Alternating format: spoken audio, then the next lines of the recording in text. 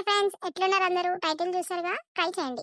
And recipe వచ్చేసి కొన్ని మనకు కావాల్సింది బ్రోకలీ, పంకిన్ చిన్న చిన్న పీసెస్ కట్ చేసుకొని గిన్నెలో వేసేసుకున్న తర్వాత కొన్ని వాటర్ పోసి లైట్గా కొంచెం అంటే కొంచెమే పసుపు వేసేసి స్టవ్ మీద పెట్టి మూత పెట్టేసి ఒక్క 10 మినిట్స్ ఉడకనియండి. ఉడికిన తర్వాత బౌల్లో కొంచెం రైస్ వేసుకొని ఈ ఉడకబెట్టిన పంకిన్ బ్రోకలీ వేసేసి ఎగ్ వేసేసుకొని మొత్తం అంతా కూడా మిక్స్ చేసేసుకొని తినేయడమే. చాలా యమ్మీగా ఉంది. మీరు కూడా ట్రై చేసి కామెంట్స్లో చెప్పండి. బాయ్.